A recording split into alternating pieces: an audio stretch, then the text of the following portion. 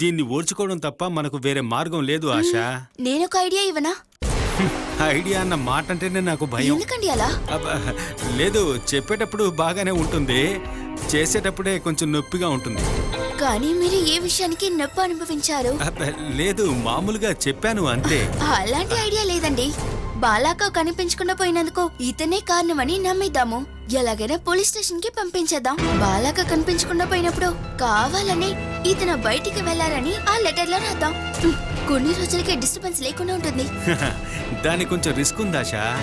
ఎటువంటి రిస్క్ లేకుండా గొడవ వదిలిపోయే మార్గాన్నే మనం ఇప్పుడు చూస్తున్నాం తెలుసా. ఇదిగో ఇలా ఆపకుండా తాగుతూ ఉంటే చాలు, ఈ గోల మనల్ని వదిలి వెళ్ళిపోతుంది. వాడి మనసులో బాల ఎంతగా హత్తుకుపోయిందో ఇప్పుడే అర్థమైంది. నీకింకా అర్థం కాలేదా? కొడ్డానికి మనిషి లేడనే తనకు దిగులంతా. బాలా బాలా ఇలాగే పగలు రాత్రి తాగితే వారంలో పోతాడ్రా. చేతనైతే వెళ్ళి వాడికి సలహా ఇవ్వు, చావు తప్పించుకుంటాడు. బయలుదేరాడు అమర ప్రేమికుడు. కొడుకుని ఇలా చేసేసి నీతులు చెప్తున్నారు. ఆశా, నువ్వు మన విషయాన్ని చూసుకుంటే చాలు. అమ్మ అన్నయ్య ఏమైనా చేసుకొనివ్వు, నువ్వు ఆ విషయాల్లో తలదూచుకోకుండా మనం మన పనులు చేసుకుంటే చాలు. నువ్వు ఎక్కడికి వెళ్ళిపోయావే? నన్ను ఒంటరిగా వదిలేసి నువ్వు ఎక్కడికి వెళ్ళిపోయావే? బాలా బాలా, ఎక్కడికి వెళ్ళి తాక్కున్నావే? బాలా, ఓసై బాలా.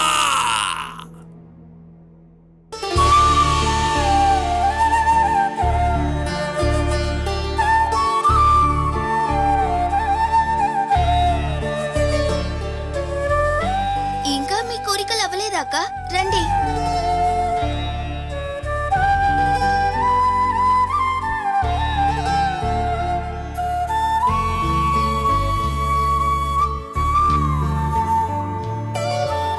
పదండి. పస్తువులో ఉన్న వాళ్ళకి భోజనం దొరికినట్టు చాలా రోజుల తర్వాత గుడికి వచ్చినప్పుడు శ్రీ గుడి ముందు మాత్రమే కాదు, వెళ్లే ప్లేసెస్ లో, హారతిచ్చే ప్లేస్ లో ఇంకా అక్కడే మీరు నిలబడిపోతున్నారక్క.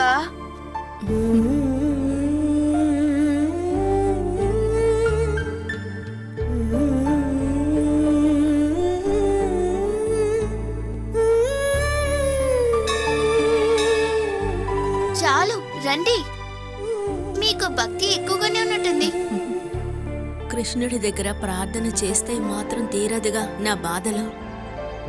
అది పరిహారము కాదని నాకు తెలుసు.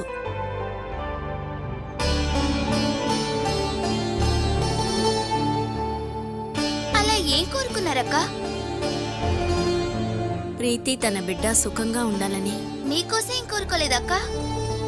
లేదు, మీరు సృష్టించిన మనిషిని చంపాలని ఆయన్ని అడగడం కరెక్ట్ కాదుగా. అది తప్ప ఇంకేమీ నా గురించి ప్రార్థించడానికి ఏమీ లేదు.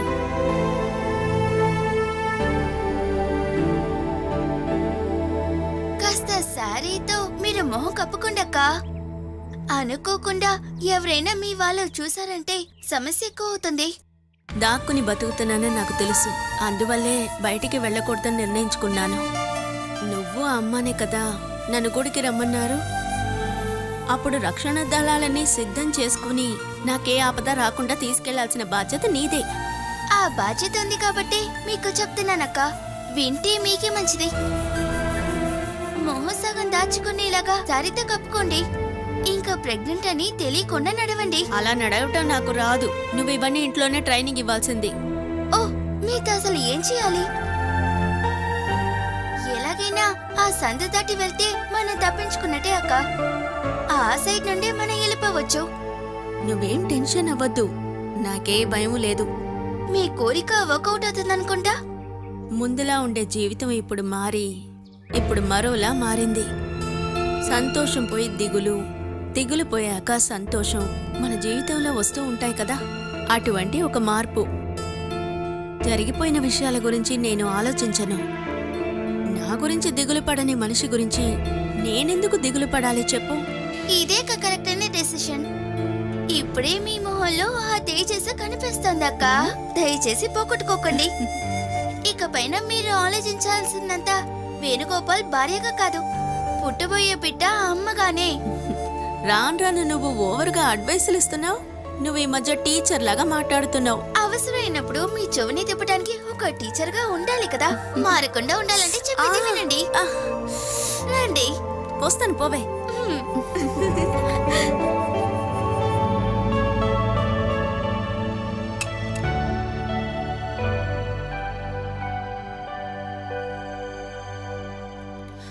అత్తయ్య, ఆయన ఎక్కడికి వెళ్ళారు?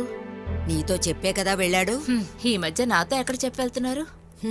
ఏదన్నా చెప్తే నువ్వు చివరికి గొడవతోనే కదా ముగిస్తావు, అందుకే చెప్పకుండా ఉన్నాడు. ఏదేమైనా ఎక్కడికైనా వెళ్ళేటప్పుడు వెళ్ళొస్తా అని చెప్పి వెళ్ళటం మర్యాద కదా. 10 గంటలకు ఊరు వెళ్ళాలని ఉదయమే బయలుదేరిపోయాడు. అది నేను గుచ్చుగుచ్చి అడిగితేనే చెప్పాడు. అంత అర్జెంటుగా అక్కడికి వెళ్ళాల్సిన అవసరం ఏమైంటుంది? అవన్నీ వాడు వచ్చిన తర్వాత నువ్వే నేరుగా అడుగు. మనసులో కోపం పెరిగే విధంగా మాట్లాడతావు. మీ కుటుంబ జీవితం నాశనం అయ్యేలా చేసుకుంటున్నావు. నాకెవ్వరి మీద కోపం ద్వేషం లేదు. అది చెప్తే సరిపోదు, నీ చేతాల్లో చూపించు. ఈ రోజు మనోజ్ నీతో చెప్పకుండా వెళ్ళాడు, రేపు నువ్వు వెళ్తావు. వాణ్ణి నువ్వు వాణ్ణి ప్రశ్నలు వేసే అవకాశం లేకుండా పోతుంది. ఒకవేళ అలా అయితే మునిపట్ల మీరిద్దరూ మాట్లాడుకునే అవకాశం ఉండదు.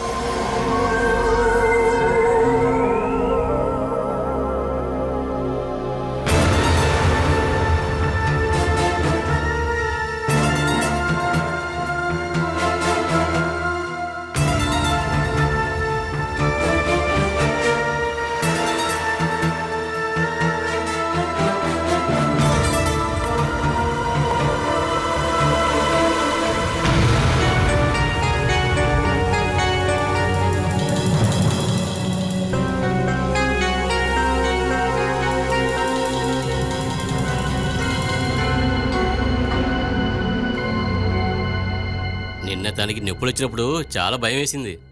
వెంటనే హాస్పిటల్కి తీసుకెళ్లాల్సి వస్తుంది అనుకున్నాను. అందుకే నేను వెంటనే మీకు ఫోన్ చేశాను మనోజ్. బాలాకు నొప్పులు వస్తే వెంటనే తను హాస్పిటల్ తీసుకెళ్ళడం కుదరదు కదా. వేణు స్టేషన్లో కంప్లైంట్ ఇచ్చాడు. ఇప్పుడు ప్రాబ్లం అదే. హాస్పిటల్కి వెళ్ళేటప్పుడు ఎవరికైనా తెలిస్తే గనక మనం కష్టపడిందంతా కూడా వేస్ట్ అయిపోతుంది. అంతేకాదు, వాళ్ళు మన మీద గల కేసు వేస్తారు. కిడ్నాప్ చేసి బంధించి ఉంచామని కంప్లైంట్ ఇస్తారు. నువ్వు కాస్త ప్రశాంతంగా ఉండు. ఎన్ని కేసులు పెట్టినా బాలా చెప్పిందే నిజం అవుతుంది. తను 3 నెలలు ఇక్కడ ఉండడానికని చెప్తే కేసు క్లోజ్ అవుతుందంతే. పోలీసుల్ని తన భర్తని చూసి బాలా భయపడిపోయి అలా చెప్పకపోతే? అదంతా ఎప్పుడు జరుగుతుందో అప్పుడు చూసుకుందాం. డెలివరీకి మనం సేఫ్గా ఉండే ఏదైనా హాస్పిటల్కి తీసుకెళ్దాం. మా అమ్మాయి ఐడి కార్డుని బాలాని చూస్తే వెంటనే ఎవరు టక్కని గుర్తుపట్టరులే. ఆ పేరుతో మనం బాలాని హాస్పిటల్ చేర్పిద్దాం. ఇప్పటికీ ఏదైనా ఒక డాక్టర్ని ఇంటికి పిలుద్దాం. ఇప్పుడు ఏం సమస్య లేదని బాలా చెప్పింది. అయినా కూడా ఒక చెకప్ చేయడం మంచిదేగా. ఇక మనం కాస్త జాగ్రత్తగా ఉండడం మంచిది. మళ్ళీ అలా హఠాత్తుగా నొప్పులు వస్తే వెంటనే తీసుకువెళ్ళడానికి ఇక్కడ మంచి హాస్పిటల్ కూడా లేదు. సిటీకే వెళ్ళాలి. అందుకని మనం ముందు జాగ్రత్తగా ఉండటమే మంచిది. బాలా ఎక్కడుంది? బాత్రూంలో ఉంది, ఇప్పుడు వచ్చేస్తుంది. తనకు చాలా నొప్పిగా ఉండింది. పొద్దున అవ్వగానే సరిగ్గా అయిపోయింది. కానీ ఏం ప్రాబ్లం అంటే ఇలా అప్పుడప్పుడు వచ్చే నొప్పిని వదిలేస్తే చాలా పెద్దగా అవుతుందేమో. అవును, అదే నేను ఆలోచిస్తున్నాను. అమ్ము పేరు మీద బాలాని హాస్పిటల్ అడ్మిట్ చేయమని రామన్ అంటున్నారు. హఠాత్తుగా చూస్తే ఏ తేడా తెలియదు. కానీ వద్దులేండి, ఎవరైనా దీన్ని గమనించి కనిపెట్టారంటే మనుషుల మార్పిడి కేసు పెట్టేస్తారు. ఏంటే వెళ్ళి చూడు గోపి. మనం ఇలా ప్రశాంతంగా కూర్చొని మాట్లాడతాం ఆవుకి నచ్చలేదు. ఒకటి ఆపితేనే ఇంకొకటి. ఎవరో ఏంటో చూడు రాజేశ్వరి.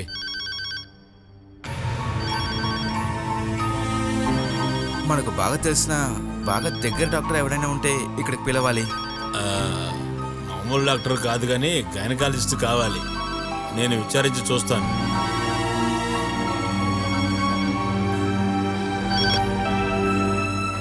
హలో హలో, ఇది ఎవరిల్లు? మీరు ఎవరి నెంబర్కి కాల్ చేశారు?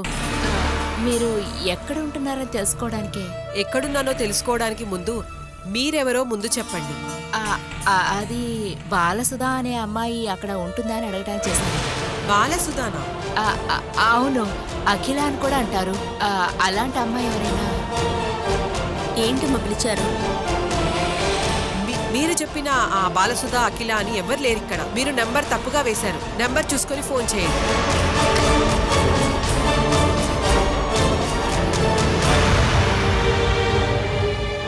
ఎవరమ్మా అది?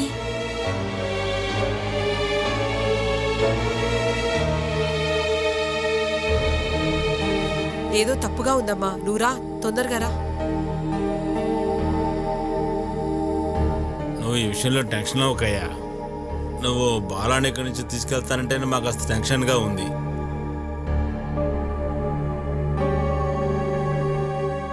ఫోన్ చేసింది ఎవరు రాజేశ్వరి? ఎవరని తెలియదు కానీ కొంచెం ప్రాబ్లమే. ఒక అమ్మాయే ఫోన్ చేసింది. బాలసుధ అనే పేరు గాని అఖిల అన్న పేరు గాని ఎవరైనా ఉన్నారని అడిగింది.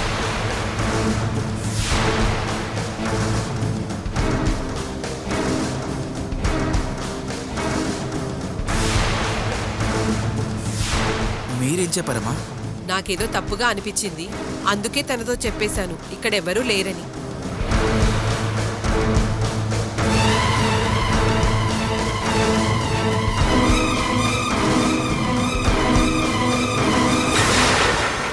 ఎవరో ఒక అమ్మాయి ఫోన్ చేసిందంట. ఎవరై ఉంటుంది?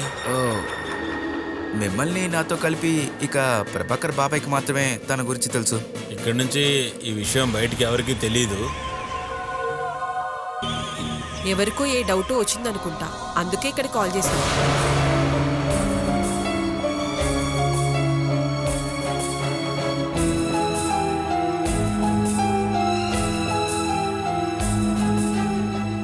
వాళ్ళు ఇంకా ఏమీ అడగలేదా?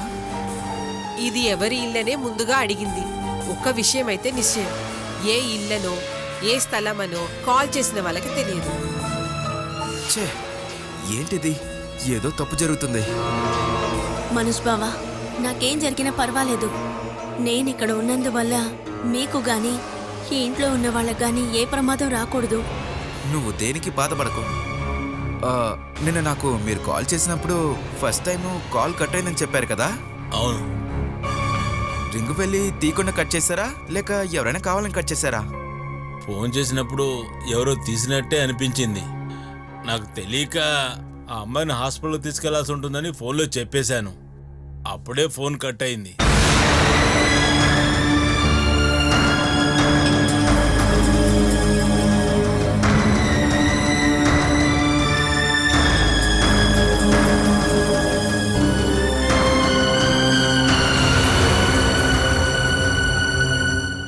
ఏమైంది మనోజ్? నా ఊహ కరెక్ట్ అయితే ఇప్పుడు కాల్ చేసింది సందేహాన్ని తీర్చుకోవడానికి. మీరు చెప్పిన అమ్మాయి బాలానా కాదా అని కాల్ చేశారు.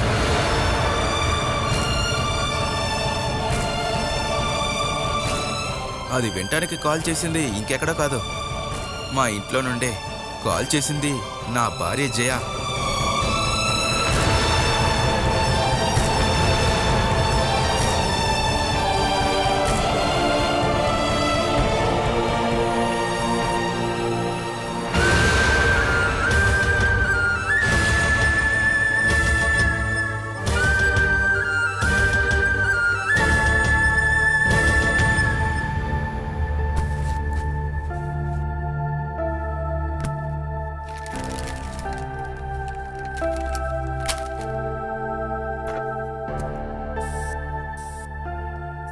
భలే వాసన వస్తుంది, నాకివ్వండి.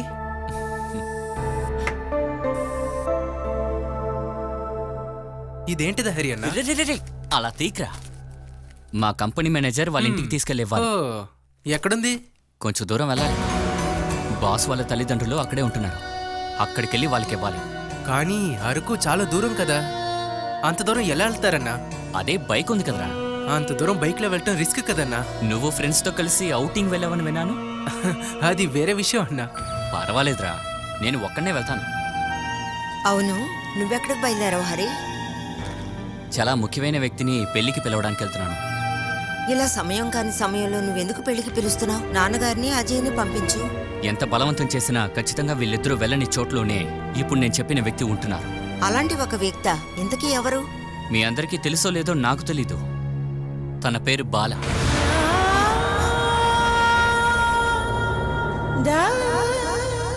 నా పెళ్లికి ముఖ్యంగా పిలవాల్సింది తనే అని నా మనసు చెప్పింది. నేను తనని పెళ్లికి పిలవబోతున్నాను. అలాగే ఇంటికి కూడా తీసుకురావచ్చు. పెళ్లికి పిలవటానికి కోసం అంత దూరం వెళ్ళాల్సిన అవసరం లేదన్నా. ఒక ఫోన్ కొడితే సరిపోదా? సరిపోదురా, కష్టమని నీకే అనిపిస్తోంది, కానీ నాకు కాదు. నువ్వెందుకు హరి సమస్య తీసుకురావడానికి ఆ ఇంటికి వెళుతున్నావు? నువ్వు పిలిచినా కూడా తన పెళ్లికి రాదు. అక్కడి నుంచి ఇంకెక్కడికి వెళ్ళనని తను చెప్పింది. నీతోనే కదా చెప్పింది. నువ్వు తనని అలా పిలుచుంటావు. నువ్వు ఖచ్చితంగా రావాలని నేను చెప్తే కాదు కూడదని తను చెప్పదు. ఒకవేళ నువ్వు పిలవడానికి అక్కడికి వెళ్ళినా తను ఉంటుందని ఏంటి నమ్మకం? అదేంటి? వాళ్ళు వేరే అద్దెంట్లో ఉండడానికి వెళ్ళిపోయారు. ఎక్కడికి వెళ్ళినా ఇండియా వదిలి వెళ్ళుండదు కదా. తను ఎక్కడుందో వాళ్ళకి తెలిసి ఉంటుంది. నేను కనిపెట్టుకుంటాను. బాలాని తీసుకుని వస్తానని చెప్పాను కదా, మీరు రూమ్ సిద్ధం చేయండి. బిడ్డ పుట్టిన తర్వాత తను వెళ్తే చాలు. హరి, మీరు ఎక్కడికమ్మా వెళ్తున్నారు?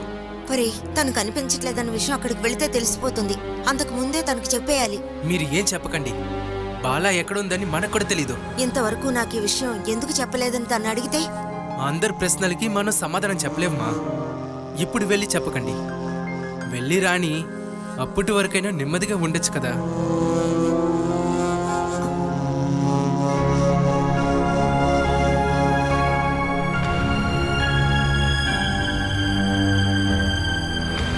నేను ప్రీతి అక్కతో చాలా క్లోజ్ గా ఉన్నాను. రేపు డిశ్చార్జ్ అవుతారు.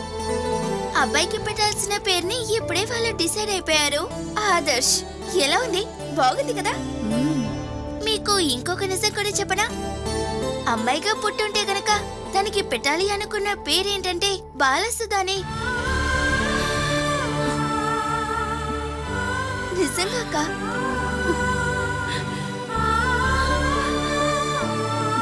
మీ గురించి నేను తన దగ్గర ఏం చెప్పలేదక్క. ప్రీతి అక్క జీవితంలో చాలా క్లోజ్ గా ఉన్న ఒక ఫ్రెండే మీరే అని నాకు చెప్పారక్క. వాళ్ళ అన్నయ్యతో కూడా మీరు క్లోజ్ గా ఉన్న విషయం, పెళ్లి ఆగిపోయిన విషయం అన్నీ నా దగ్గర చెప్పారు. ఏదో ఒక సినిమా కథలాగా ఉండింది.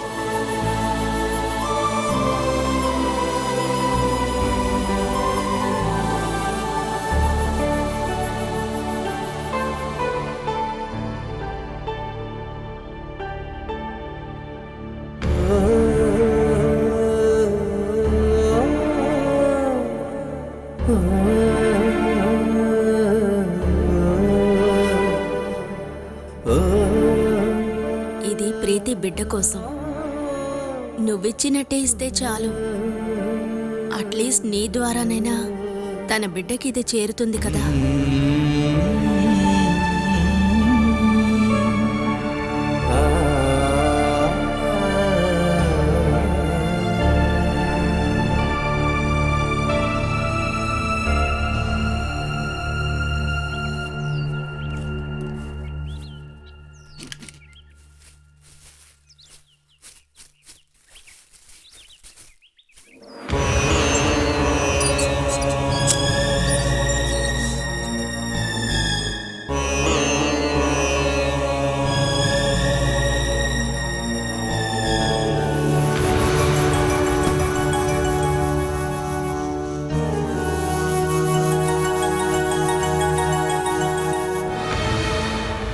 వేణు అతను లోపలే ఉన్నాళ్ళండి. ఓ, నేను బాల బ్రదర్ని, హరి. నాకు తెలుసు. బాలాని వేణు వాళ్ళ అన్నదమ్ములు కలిసి పూణేకి తీసుకువెళ్లిన విషయం, అక్కడికి తీసుకువెళ్లి తన్ని బాధ పెట్టిన విషయాలన్నీ నేనే మీకు ఫోన్ చేసి మరీ చెప్పాను. నేను ఆ సమయం గల్ఫ్కి బయలుదేరడానికి రెడీ అయ్యాను. అంతా రెడీ చేసుకుని తర్వాత రోజు ఫ్లైట్ కోసం ఎదురు చూస్తున్నప్పుడే ఆ కాల్ వచ్చింది. నేనప్పుడు ఏమీ చేయలేకపోయాను. అందుకు ఇప్పటివరకు బాధపడుతున్నాను. మీరందరూ ఇప్పుడు బాగానే ఉన్నారు. ఒక మానసిక స్థితి బాగలేని వాడితో మీ చెల్లెలు ఉంటుందని తెలిసి కూడా తనకి సహాయం చేయడానికి, ఉపకారం చేయడానికి మీరు ఎవరూ కూడా రాలేదు. అంత కఠోరమైన బాధలే బాల అనుభవిస్తుంది. ఓ రోజు తనని కలవడానికి పూణేకి వెళ్ళాను. నేను వెళ్ళిన రోజే తను ఈ ఇంటికొచ్చింది. ఒక్కో విషయాన్ని పూర్తి చేయడానికి ఒక సమయం అంటూ ఉంటుంది. ఆ సమయానికి ఆ పని చేయకపోతే ఆ తర్వాత చేసి కూడా ప్రయోజనం ఉండదు.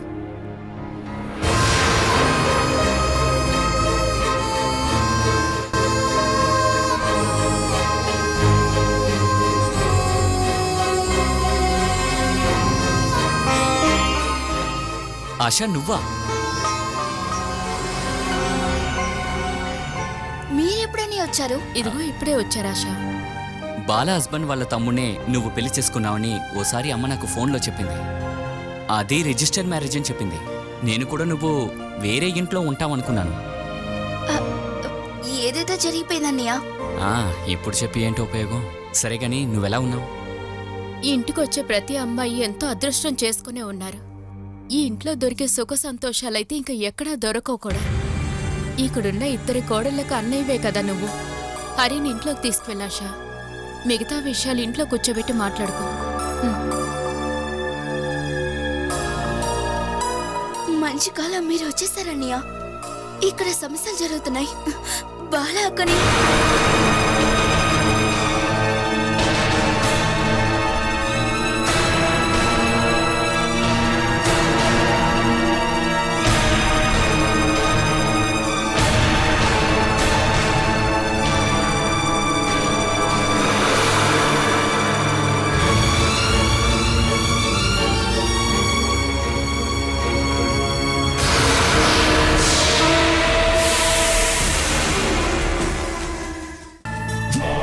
నువ్వు చేసిన ఏదో పనులు మొత్తం నేను తెలుసుకున్నాను. తను కడుపుతో ఉన్న ఒక్క కారణంతో నీతో ఉండడానికి అనుమతించాను. కానీ ఇప్పుడు నేను బాలాన్ని తీసుకెళ్ళడానికి వచ్చాను. ఎక్కడి నుండి? ఇక్కడి నుండి నీ కళ్ళ ముందే తనని తీసుకువెళ్తాను. అందుకు తను ఇక్కడ ఉండాలి కదా. మరి తను ఎక్కడుంది? ఎక్కడికి వెళ్ళారో తెలీదన్నయ్య. కొన్ని రోజులకు ముందు ఉదయం చూసేటప్పటికి బాలాక ఇక్కడ లేరు. ఎక్కడికి వెళ్ళారో ఎవరికీ తెలియదు. తను ఎవరితోనో లేచిపోయి ఉంటుంది. తను నీకు తెలియకుండా ఎక్కడికి వెళ్ళదు. చెప్పరా, ఎక్కడికి వెళ్ళింది? చెప్పరా, చెప్పరా. నా చెల్లి గనక ఇప్పుడు రాకపోతే చంపేస్తాను నిన్ను. చెప్పరా, చెప్పు. బాలా ఎక్కడా? చెప్పరా. రేయ్, ఊరు తిరుగుతున్న అమ్మాయిని తీసుకొచ్చి నా తలకు అంటకట్టేసి నువ్వు ఇప్పుడు సీనేస్తావేంట్రా? తను కనిపించట్లేదని చెప్తే అంత తేలిగ్గా వదిలిపెట్టను.